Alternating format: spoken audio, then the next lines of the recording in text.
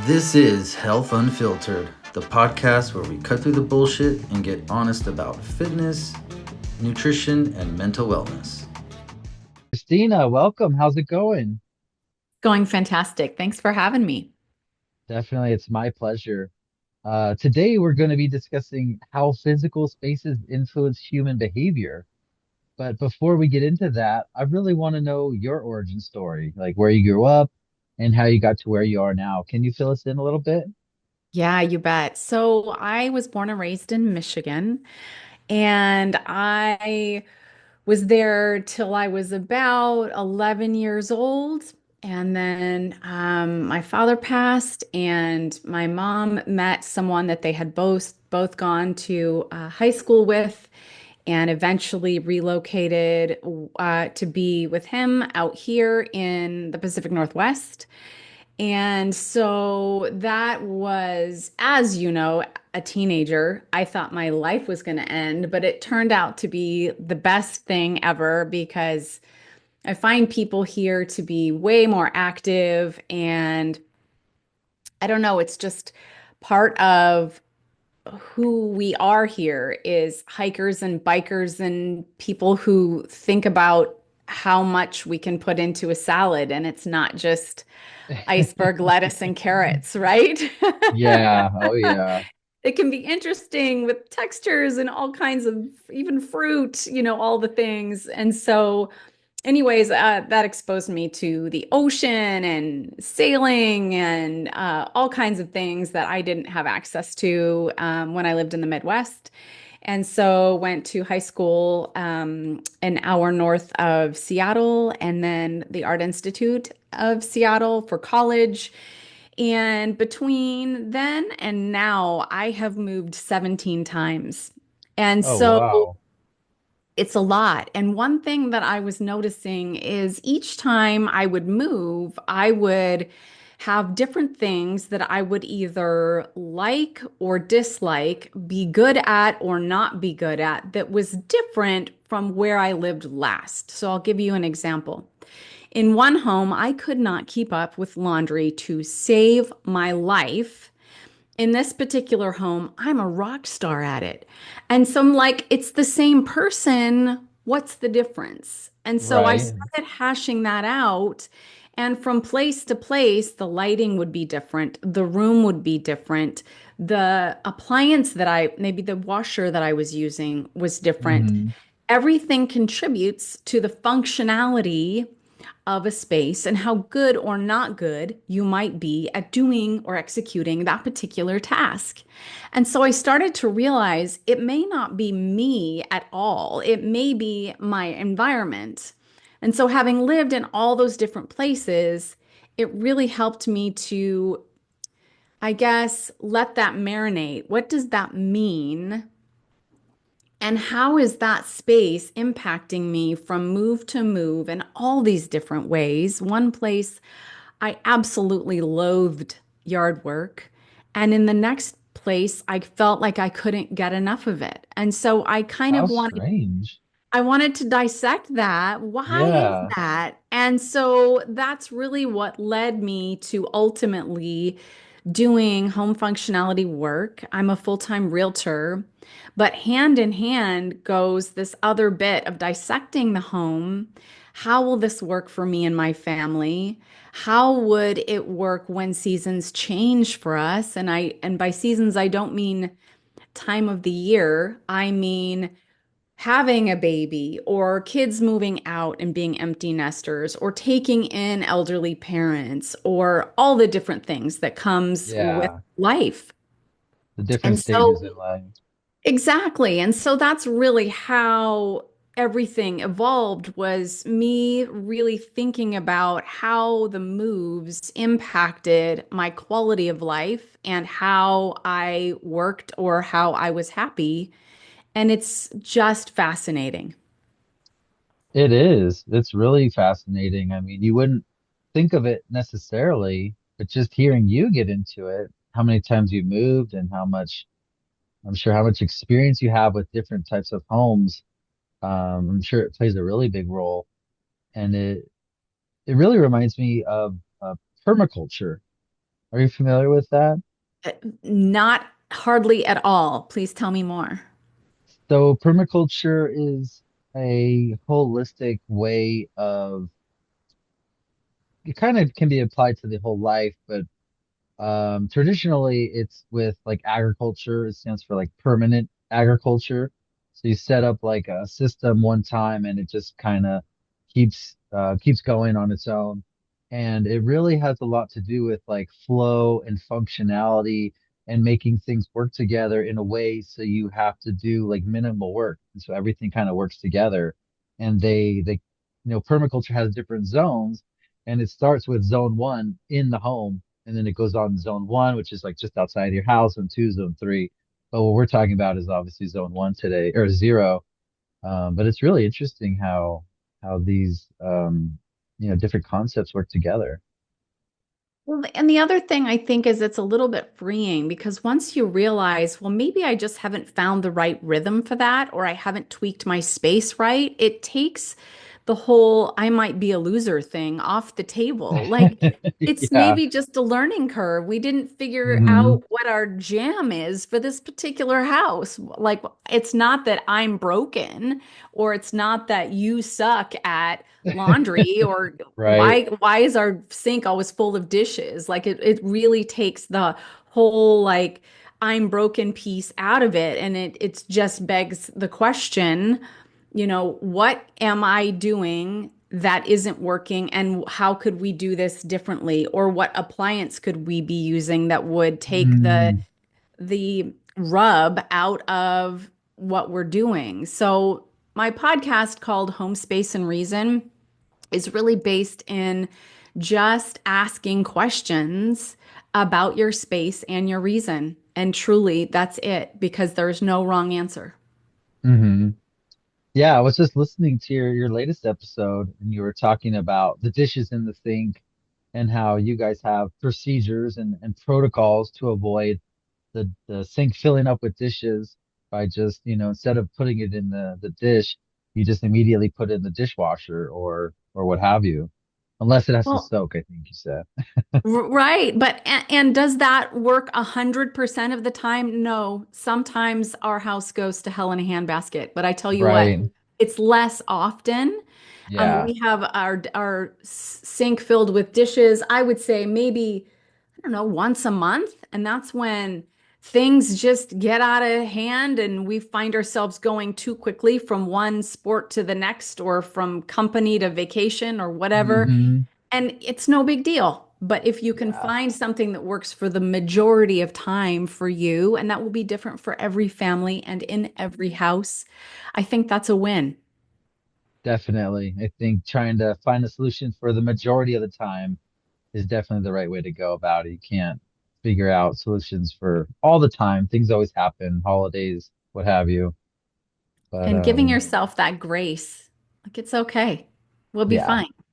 that Yeah, kind of goes a long way, definitely. And it's so good for your mental health to have that clarity of space, to have an organized space, have everything in its place, and can free up your mind to worry about other things. 100%. My son and I, he's 12 now, we were just talking about ways to overcome obstacles. And he was just like, "Ah, I feel lazy all the time."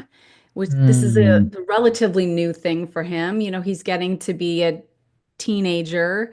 And so I said, well, what could we do? When we literally just Googled how to overcome laziness, and he wrote all of the answers on, or the suggestions on a dry erase board, and it sat in his room, and it's been in there for like 2 weeks, and he has really done so much better. And I said, do you feel like you've sort of absorbed that now and we could erase it and put the dry erase board away? And he's like, no, it's working well and I want to keep it in front of me.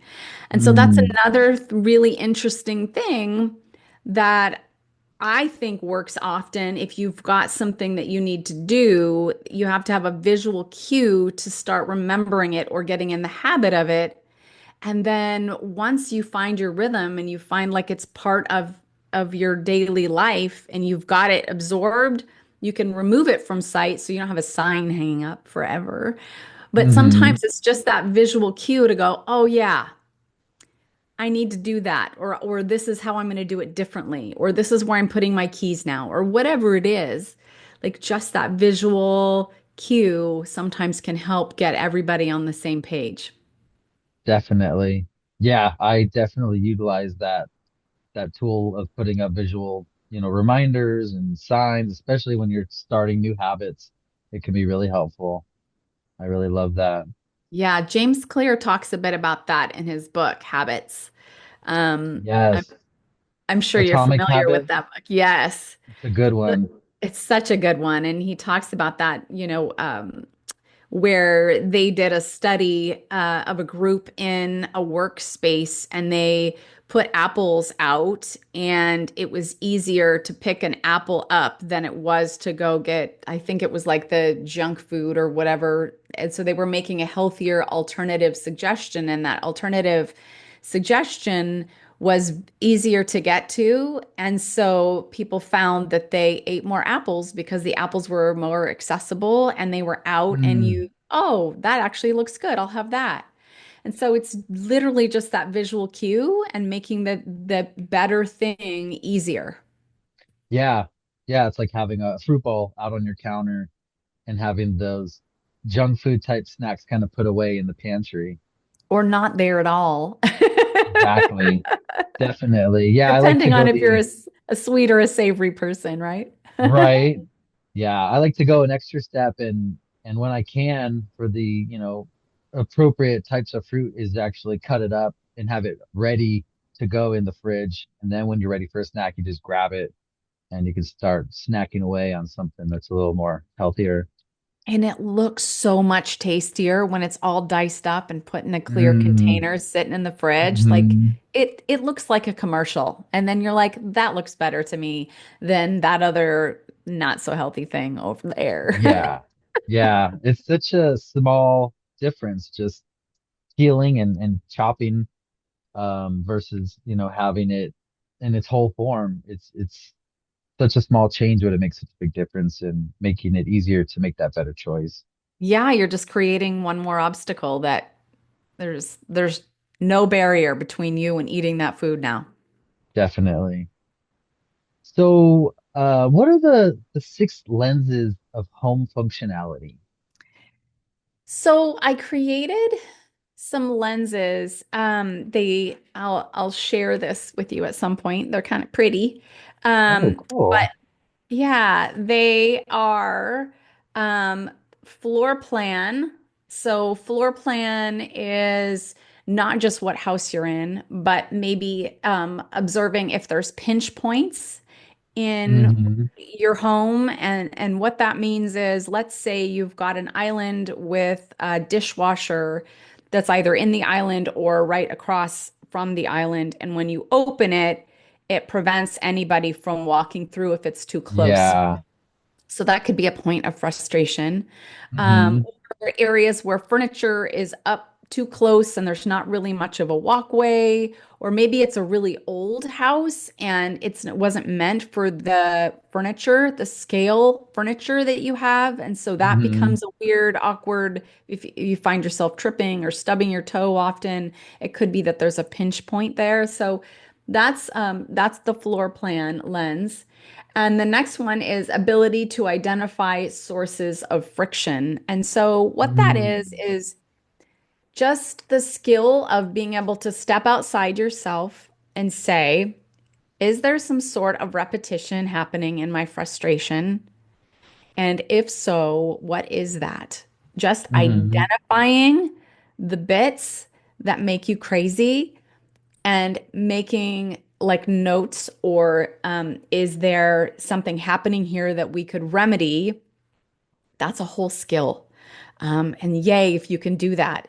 And if you have never, it's a great thing to try, like stepping outside yourself and pretending you're your own consultant and saying, Hmm. what bits of this house are easily blowing up? Or what bits of this house cause arguments? Whatever. It's the Yeah. ability to source the friction. The next one is automation hacks and habits. And this one is a lot about not just smart home automation, Hmm. which is incredibly helpful, but also the things that we do automatically, like having a key hook right next to the door and having the habit of the key always going on that hook so you're not Hmm. losing the keys. Mail, Always looking always for it. going in a slot so it doesn't end up Hmm. blowing up your countertops, that sort of thing. The next one is ability to edit. I think we Americans have a overconsumption that gives me a level of anxiety that I cannot even tell you. When we see people buying other people gifts and they don't even know if they need that thing, how many Hmm. more towels do you need for your kitchen? And do you need one for every single season? And then where are you storing them? So sometimes I'll go into clients' homes and they're like, I don't have any more space. I need a bigger house. Well, let's look at what is in your cabinets and where are you keep. Oh, I don't have any more space in my kitchen. But yet, when we dig deeper, maybe they've got 15 giant spoons for Mm. 17 spatulas. Like, if it's cute and you don't have it, sure. But if it's cute and you already have nine, maybe not. Yeah. So it's that sort of repetition and redundancy that can suddenly, if you multiply that out times all the things, that can take up a lot of space. Yeah. And Definitely. there's also the generation that was born either into the Great Depression or came from parents that were in the Great Mm. Depression, and they feel like I don't dare get rid of this because I might need it someday. And That's so my that's a dad. That's a Yeah. whole different thing, and nothing wrong with that. Like you understand where that stems Hmm. from, but suddenly you wake up and there's is no room left anywhere in the house, and it becomes kind of claustrophobic, right? Yeah, And it can get bad. that's another whole part of ability to edit, like not really editing down what's in their home. What do Mm. they need? What are they using? Hmm. That sort of thing. And then organization, I think most people are familiar with this category. You've probably seen Home Edit on TV. It's a really fun show. Also, the Marie Kondo organizing. There's all kinds Yeah. of different sorts of methods out in the world, but that is Hmm. obvious. If you've got an organization method to your home, you're spending less time looking for stuff. And then the last one is aesthetics and furniture choices. And aesthetics is, not just like, do I like my home? It's when you clean it, do you feel like it's beautiful to you? And it is a place that you're proud of. And so I think having a space that really puts its arms around you and is a place for solace Mm. and that you enjoy being in is super important. So it's a Yeah. place that can rejuvenate you, can give you energy instead of giving you anxiety when you look around saying, Hmm. this isn't what I envisioned for myself. Definitely. So that's what these are about. And it's a tool that I use when I go into people's homes for consults. And we just talk about all of the areas. And I ask a lot of questions, and there's no wrong answers. And we all have areas of strengths and weaknesses. And so that's really the beauty of it. And with some clients, I work in a one space with them until that space is done, and then we transition through the house. And sometimes there's many months in between from one room to the next. It just really depends on the clients, but I think it's by the end of it, I have a new friend. And I think it's really freeing for them to start going, oh, I remember what we did in this last room, and maybe I could just like copy and paste that whole concept by myself Hmm. in this next room. And so that's where the coaching part comes in. And so Yeah. sometimes, people are like, I think I've got it now. And then they run and they're free to do it on their own. That's so awesome. Yeah, I love this list of lenses. I made some notes here and I kind of want to touch back on like the floor plan and finding pinch points. That's so critical for making the home flow optimally, making things, less work, cleaning, making it easier to clean and just making it more enjoyable to get around and avoid those pinch points. A hundred Um, percent. And if stuff doesn't have to be dreadful, like if you absolutely hate mopping the floor, for example, the number one thing I would ask you is what are you using? Is the mm, actual tool you're using a pain? Because if it's right. frustrating, maybe the tool is the problem. It's not that you aren't good at it. Hmm. Maybe there's a different tool that suits you better. And so those sorts of questions are, I think, really key in finding your jam, your flow in your house. Yeah, definitely. It's critical. I mean, using the right tool to make it enjoyable and get the job done in a timely fashion can really make a big difference. And if you have kids, you can even gamify it. Like, let's see if we can finish. We're going to put on a song. We're going to see if we can have this entire floor done before the song is over. Like, that's fun no matter what age you are, especially if it's Right? a good song. Even if it's, yeah, just your partner who may not be, motivated to clean, you could something you could do Totally. together and gamify it. I like that. And a go team. Like this is a team effort. Nobody wants to do this. So let's just make it as fun as we can and knock it out. And then, we'll have something delicious to drink afterwards. Right? Definitely. The sources of friction, it's pretty straightforward. Um, and the automation, the smart home stuff, that all that stuff is really cool. But I think, if you're like a gardener, a home gardener, like, automating the sprinklers in your garden space, or if you have chickens, automating the coop, the door of the coop to open and close to let the birds in and out. All that kind of stuff can make, such a big difference on your quality of life. Are there any other kind of not normal automation stuff that you kind of recommend or work with your clients? Yeah, I think to your point, the things that you find yourself having to do every single day, automating that stuff if you can, especially lights coming on and turning off, that sort of stuff can be Hmm. so nice.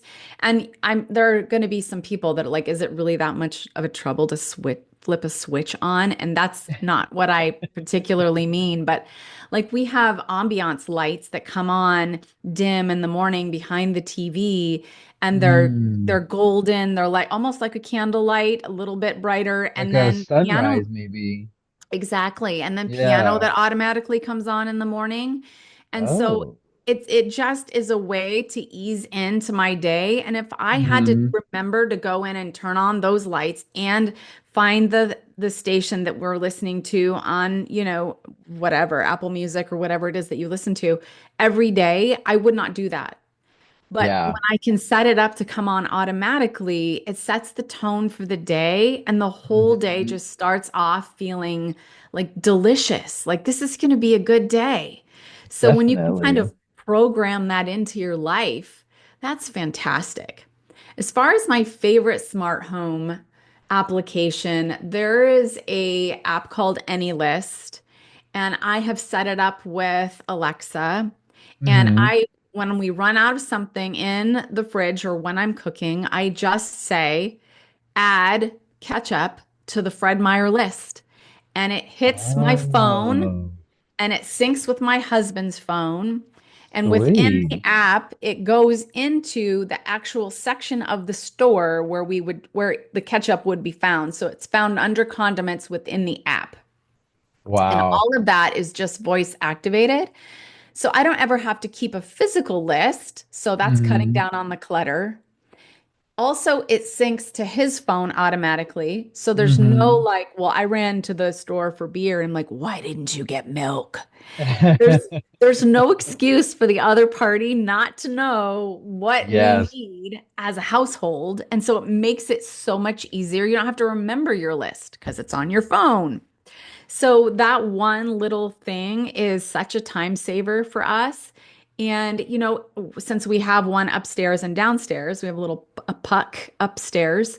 And so that little Hmm. dot says, this has the same dynamics as the one downstairs. So even if we're out of toothpaste, we just add it to the list upstairs and it automatically populates on my phone. And it just really prevents us from doing way more trips to the grocery store than what is necessary. That is so convenient. I always worry about having those what are those, like smart speakers, whatever you call them, those Alexa devices in the home. I'm always worried that they're gonna, listen in on my conversation or whatever. But then I think about it and it's like, wait, I have my phone. They're probably already listening. It doesn't really matter. I might as well take advantage of the, automation and just use it. I use a list, an app for my groceries, and it syncs with my wife, so we can add stuff to the list and it syncs. But I don't have the voice recognition thing, which I think would be a game changer. That's a really cool idea. It's really nice because it's one more step that you're taking out of your life. Like, did I write it on the list? Did I forget? Was Yeah. I lazy? Was I somewhere where we didn't have a list? And I'm like, oh, we Hmm. need mosquito spray. And I'm not around my list, you know? Right. So Yeah, that sort of thing makes it really easy to have it on your phone and have it voice activated. definitely. And I one more think thing. Oh, I was go gonna ahead. s- I was gonna say I think human beings are lazy by nature. Like if we don't have to do that step, but it can still happen, like that's a win. Yeah, definitely. I think back in the day when we were hunter-gatherers, we'd all be sitting around just hanging out. And then when we're hungry, I guess we have to get up and go hunt and gather. And then once you do, you go back and you just hang out until something else comes along. And that's Yeah. kind of what permaculture is about too. It's about setting things up in a way that you have to do the least amount of work for the most amount of return. Yes, it is so much about that. Because then if Yeah. you've got more free time, let's say that we implement like seven little things in your house and they're all very little, but that adds up to a lot. Hmm. And Yeah. so now in the mornings, instead of running around frantically because you can't find your keys, that's solved. The lighting is dim, the music is on. We've pre-packed our lunches on Sunday. Hmm. And so now we actually have time to sit on the couch and have our warm tea or whatever and connect with each Yes. other. Like that's the point of all this, I the love that. quality, the quality. Hmm. Definitely. Quality of life. That's what it all comes down to. And the one last thing I wanted to touch on automation, hearing you talk about the lights coming on automatically and the music and stuff, I feel like that could really be helpful for people to help them get more quality sleep. In the evening, having the lights start to automatically dim, or maybe even turn on, red lights. And then in the morning, have those lights come on automatically. I know when I wake up in the morning and it's pitch black, I don't want to get up, but if the light's on already, it's like, oh, okay, the light's out. I can see I'm going to get up now. And it just makes such a big difference. I think it It really helps really, it really getting that quality does. sleep. Especially Yeah. depending on where you are in the world.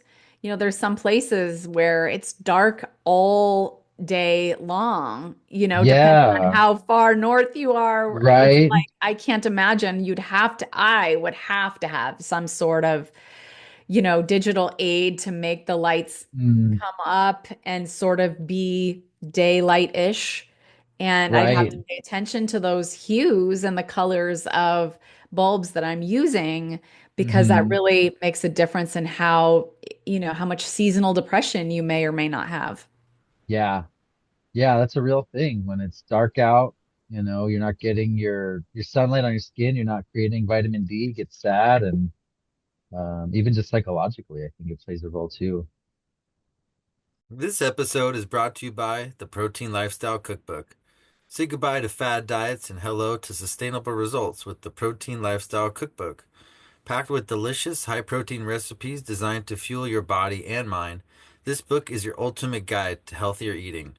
Whether you're looking to lose weight without starving yourself or build lean muscle mass, this cookbook has you covered.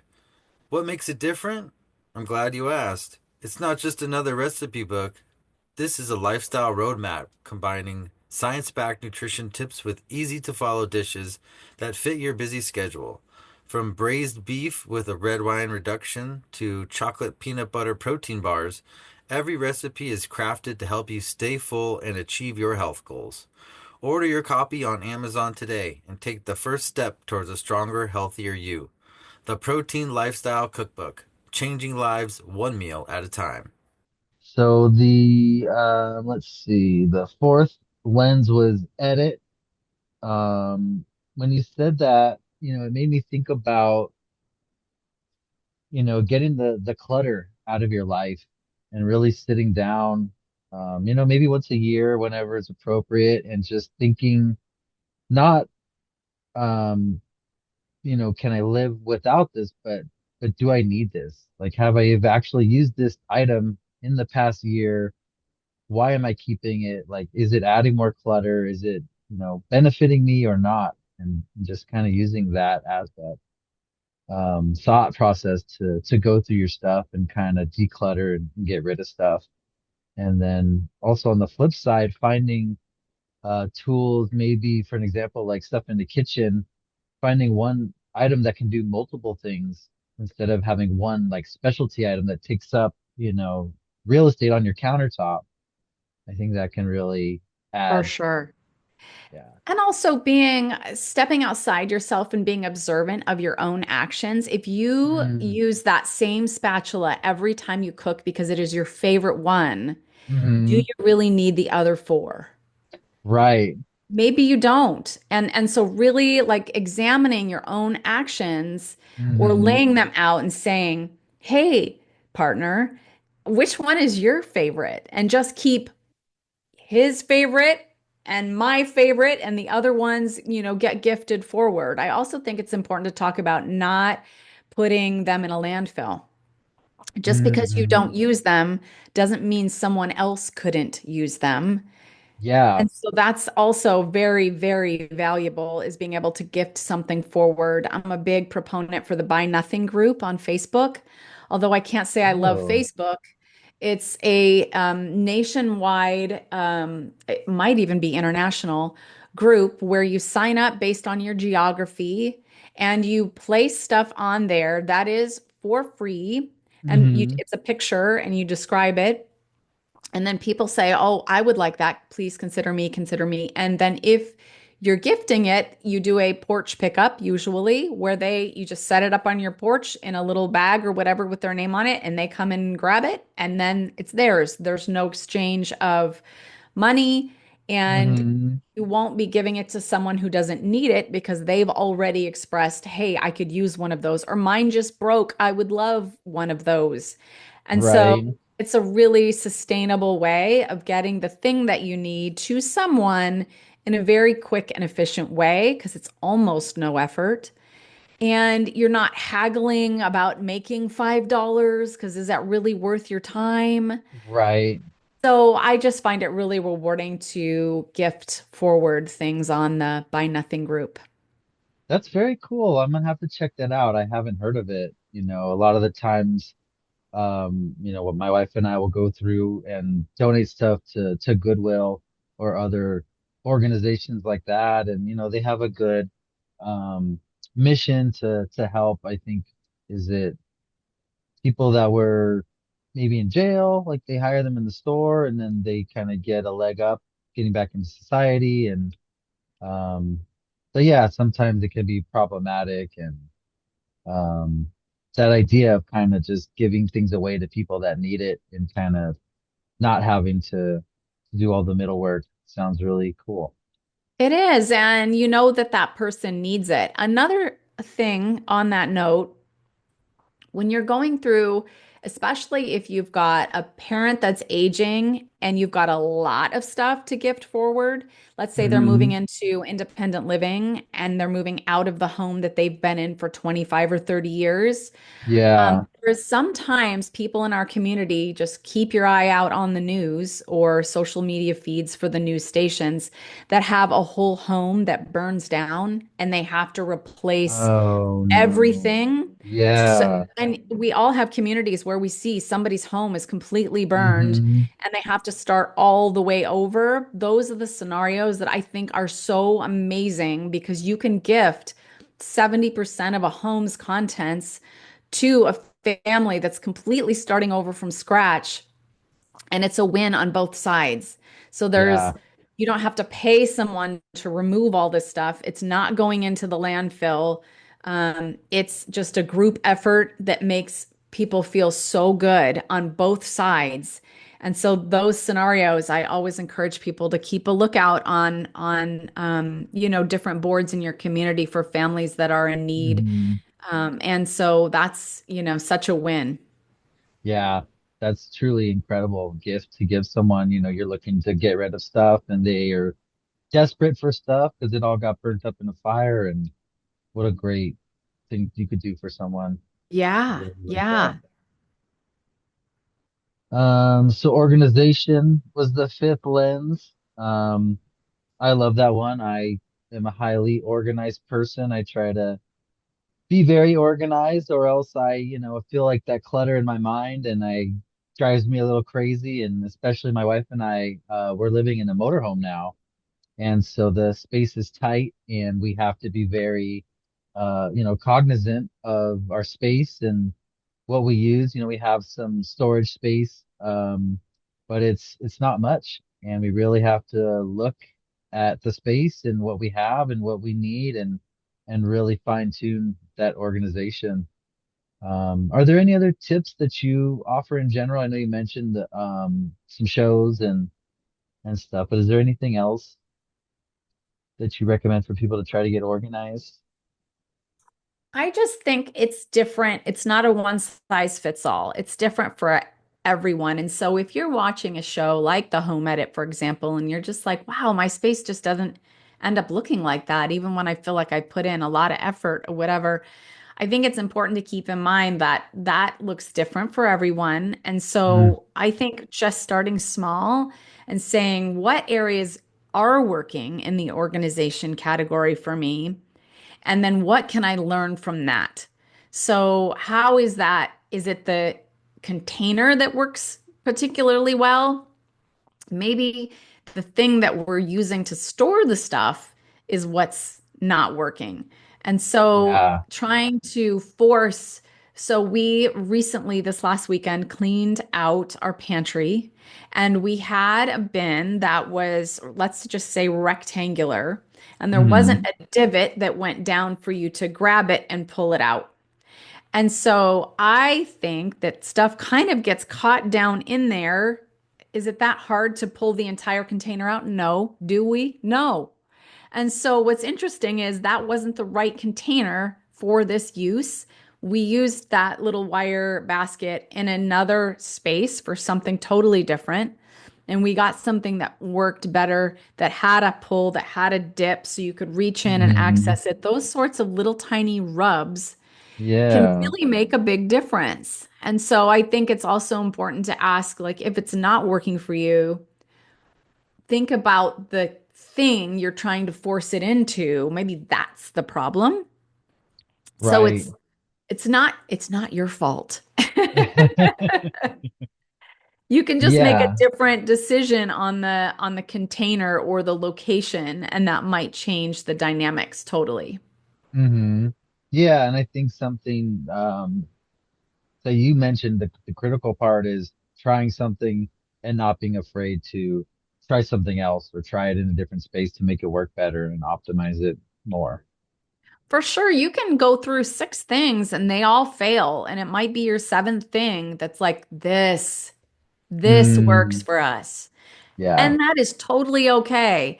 But the point is to keep trying different approaches or Hmm. different ways so that you finally figure out what works for you and your family in that space at that time. Because all of those things, all of those components can be different. So, kids get older and move out, and the space needs to function differently.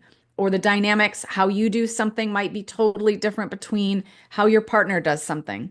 So, different house, different people, different time, different Hmm. season. I mean, things are always going to change so that everything needs tweaking all of the time.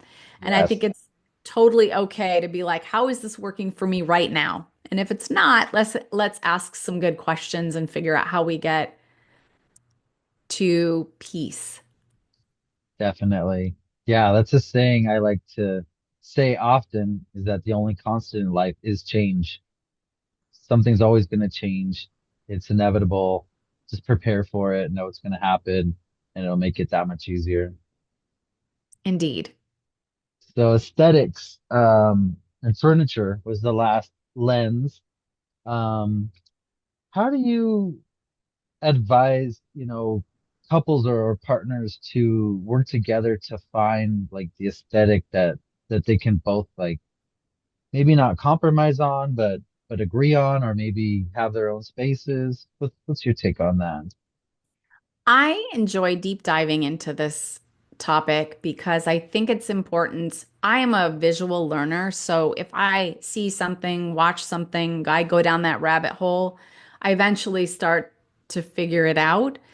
And so I think the more that if that area is important to you, the more you watch TV or YouTube or Pinterest or whatever your drug of choice is, Hmm. um, I think it's important to then save the spaces that you like and that your partner likes, and then say, okay, what bits of this do we both like and would work in the current space that we're discussing? So, scale is something that oftentimes people can get wrong when Hmm. you're out in the world and you're standing in front of a sofa, for example, that room is going to be a whole lot bigger, probably, than your living room. And so a Yeah. lot of times when you buy it and you get it home, people are like, "Oh my God, this is huge. I didn't know. I didn't realize." So I Mm. think just being aware that that's a thing is super helpful. Obviously, taking measurements. If you have a couch right now that feels like if you're constantly saying my living room isn't big enough, maybe the solution is not to get a bigger living room, move. Maybe the solution is to get smaller scale furniture that fits in Yeah. that space. I So, and love that that. doesn't mean I need small furniture. It just means it could be less long. It there's lots of versions. So let's say you get a ottoman that has storage inside it. So there's multi-purpose bits and ways that you can come at stuff without sacrificing anything and making sure your space is still accommodating what your family needs. Yeah, definitely. Yeah, I like that. I like to keep a measuring tape on my desk. And so when I'm looking at stuff online, or yeah, when I'm looking at stuff online, I can kind of measure it out and see how big it is in real space, or I can go in my home and measure that space and see how it would fit within the area. And I think that's really key when you're trying to figure out the aesthetics of an area, really measure the space, and maybe, take those measurements with you and you go shopping for a couch For or whatever. sure. For Yeah. sure. Very cool. The other trick I have there is I love paint swatches, even if we're not talking about paint. So Mm, matching whatever you have to some paint swatches. And so that when you're out in the world saying, like, oh, this pillow might be cute in my space, if you have an actual swatch of the color that you want it to vibe with, you can pull it out of hmm. your purse or your wallet, and they are such a tiny little, a paint swatch is little. So if you're, matching that to your whatever it is that you want to shop for, it helps to have that to reference. Also, lighting plays a big difference on how it looks out in the world compared to how it's going to look in your space. So be aware of that as well. But Definitely. I think that's another aesthetic hack that I love is having paint swatches on hand so that when I see something, I'll know if it works. Definitely. Yeah, I like that. So what's your take on natural lighting, skylights, and kind of It's lighting the home it's the best naturally? it's the best thing since sliced bread. I agree. Definitely. With the circadian rhythm, I think it's critical to be in touch with the outside world. Absolutely. And I think when you're building a home, the number one thing that is going to make your home feel the most luxurious is the amount of natural light and the size of your windows. Whenever I Hmm. go into a home, let's say I'm showing a home and it might be an older home, a lot of times, unless it's like a mid-century modern home, a lot of times the windows are tiny and small. Um, People will say, "Ugh, I'm not sure how I feel about this space." And then if we go into a different house, even if it's just as old and the windows are bigger, oh, this feels so good. The energy is so good in here. Oh yeah. So lighting makes a huge difference. And likewise, when you're in a space and it's nighttime, not using the ceiling lights, your recessed lights, your big bright work lights, and having lamps and project lighting that starts in the middle of the room and aims down and is Hmm. definitely warm in color can Yes. be a game changer. Um, it really is such a huge big deal. And I sound like a broken record. I know a lot on my podcast talking about lighting, but it's really everything. Same here with circadian rhythm, and I am super sensitive to that, at night. I'll turn the overhead lights off and turn those kind of lower lights on, and my wife will be like, I can't see anything. It's so dark. I need the light. And she turns it on and almost like cringe and close my eyes, like it's too late. My circadian rhythm's gonna get messed up. But it really Totally. does make such a difference, like on It your really sleep does. cycle. Book lights, if she needs to see, clip the little book light on that aims straight Hmm. at the book. I love dimmers. Dimmers are the best thing ever. When you Yeah. can control your lights, like even in my bathroom, I have mirrors that have the light coming from out around the outside of the mirror Yeah. forward. Even those have a dimmer. So that Hmm. when you get up in the morning and you just want to brush your teeth, honestly, as long as I can hit the toothpaste on my toothbrush, that's as much as I need to see in the mornings, right? Right? So that dimmer is all the way low, so it's easy and not abrasive, and it's the warmest version that I can get. Nice. I had Dr. Rob Kelly on a few weeks ago, and he was giving some tips for setting yourself up for success in the morning. And he was saying how you should look in the mirror, not too close, so you can see all your imperfections, but far enough away, maybe with the lights dimmed down, and say I love you to yourself, like 10 times just to help with your self-image and self-worth. And yeah, it's so funny. Like that lighting can really make a big difference. It really can. I love that Yeah. idea. Hmm. Yeah, me too. He was really fascinating. He was really interesting to talk to. And I just got his book. I'm really excited to read it. Outstanding. I'm going to Um, have to go back and listen to that. yeah, definitely. I appreciate it. So I know we've got, a few more minutes left. I kind of wanted to get off topic a little bit. And I wanted to ask you, do you have a workout routine? I went to Orange Theory Fitness and have been a big fan for probably 4.5 years now. And then had an experience in menopause with frozen shoulder. And so I haven't been able Oh, to lift my right arm for probably 8 months. oh And no. it's bizarre. And I am such an active person normally. And so to not have to not be able to use my right arm for much of anything. Hmm. Thankfully, I'm in the thawing out phase now, but I have been compensating with my left arm a lot and I can't lift heavy now. And so I've Yeah. taken some time off, Orange Theory, and am starting Pilates. So I'm Oh. new to that, Hmm. and am gonna go down that path for probably 3 months while I recover and get my full range of motion back. And then, before that, before Orange Theory, I was kind of a box checker. I did one marathon, I did a Helvetia half, I did a Hood to Coast. And I wouldn't even say I'm a runner because that's too generous. I would say I'm a jogger. Hmm. but just the movement of my body, I feel so much better when I've, moved my body well. And I loved Orange Theory because I feel like I get my ass handed to me after every session, and I know that I could not have done any more in that session, and I feel like $1,000,000 the rest of the day. So. I've heard of Orange Theory, but I'm not familiar with it.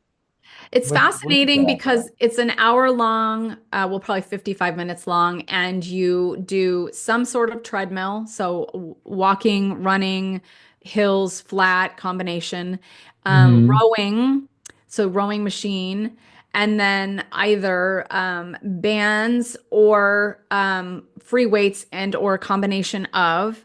And so it's about a third of the time in each area, and it's Hmm. different every single time that you go.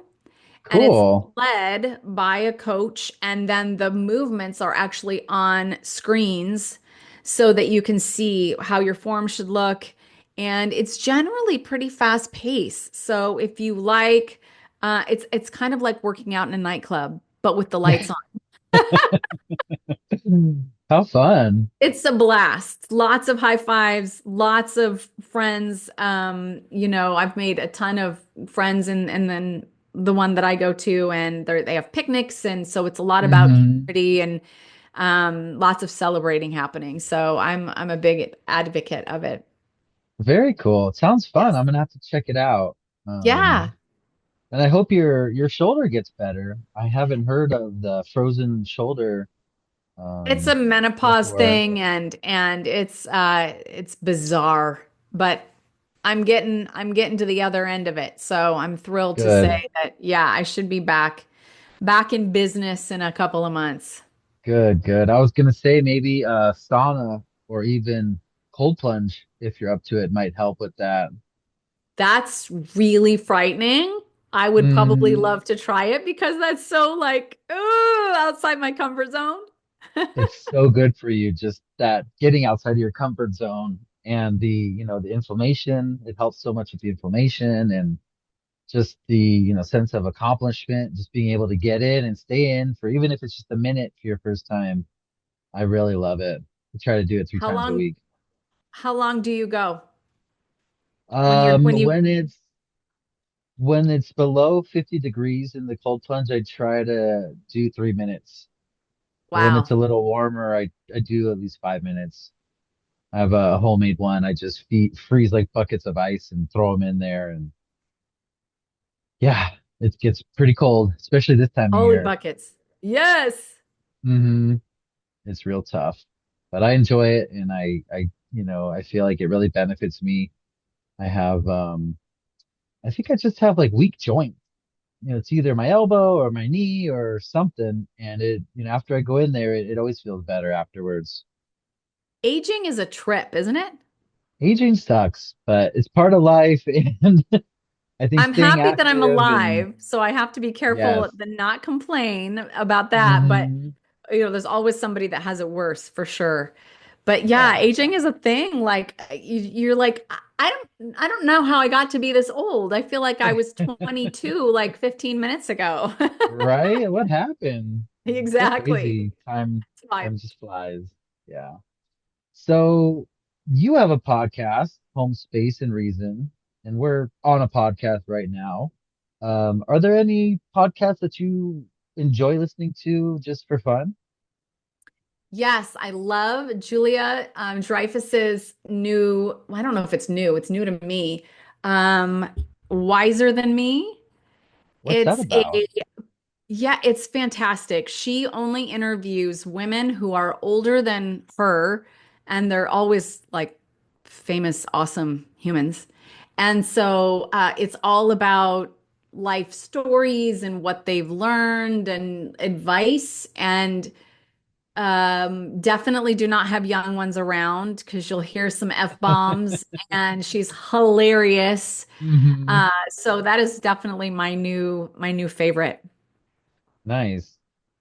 Do you enjoy like is that one more humor or I mean, it's it's real just life because she's giving you advice. It's called Wiser Than Me, and so you're yeah. getting getting real life advice, from women that are your senior. Hmm. And so I think it's definitely real life laced with comedy because, it's her. So how can she not be Yeah, funny? She's so fabulous. right. It sounds like a good one. Indeed. Awesome. So is there anything else that you want to talk about that we didn't get a chance to discuss yet? No, I just would invite people to come over and if they're curious, listen to Home Space and Reason. I try to keep it relatively short.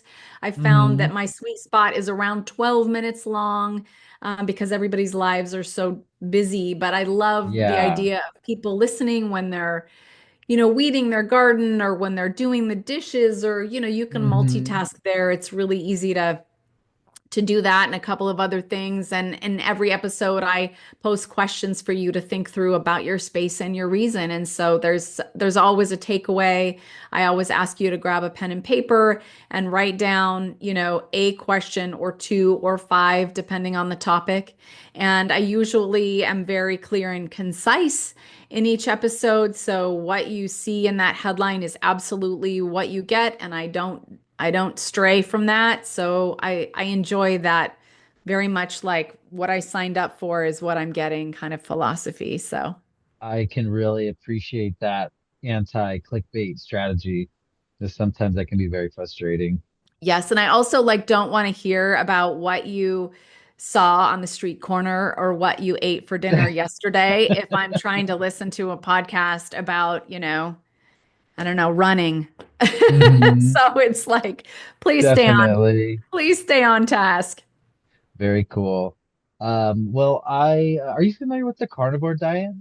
I am. So have you tried it before? I wouldn't say I've tried it before. I've definitely leaned in that direction before. I've also tried being a vegan for probably 4 months, Hmm.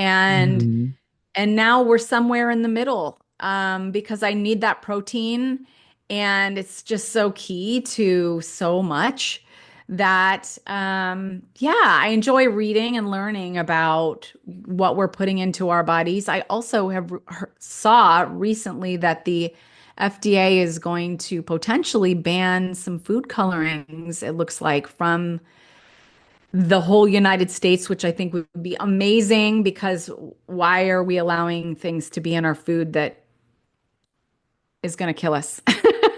Yeah.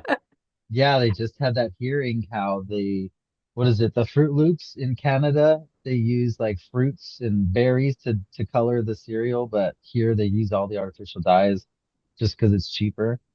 It's really sad. Hopefully they can make some change.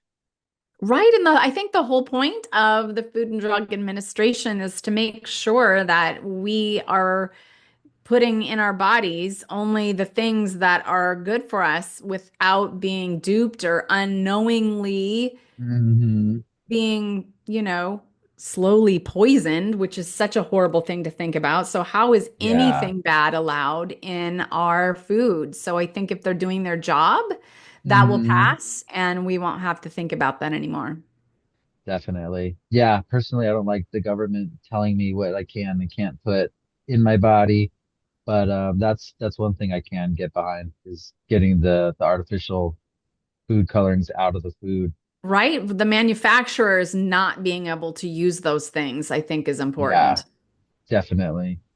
So going back to the carnivore diet, I'm presenting a challenge, the carnivore challenge, in honor of World Carnivore Month, which is January. And I wanted to see if you wanted to join me. I'm going to be hosting on TikTok, and we're going to be using the hashtag Carnivore Challenge to post what we're eating and how we're feeling, and just trying to share and inspire each other to all eat better and take care of ourselves for 2025. Tell me more about that. So it's just trying to do your best to stick with the carnivore diet for the month of January, and then sharing, pictures of what you're eating and how it's making you feeling and any, struggles you might be going through, just sharing those on TikTok using the hashtag carnivore challenge. And that's pretty much it. So tell me more about the diet. So what percentage is protein versus, plants versus everything So else? with the carnivore diet, there is no plant material. It's all animal foods. Um, and with that, you're getting the protein and the fat together, which is, the two essential macronutrients, essential fatty acids and proteins. And everyone's different. Everyone's in different places in their lives and their bodies. And so if you need a little bit of carbs, I'm not going to hold it against you. I'm just looking for people to try to do their best, to stick with it as best they can, and just kind of share their journey and their experience. And at the end of the month, how it went.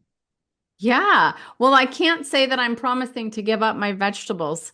Because that's like I think I would probably not, I'm not sure if I can say this, probably not be able to use the bathroom if I did not have my vegetables.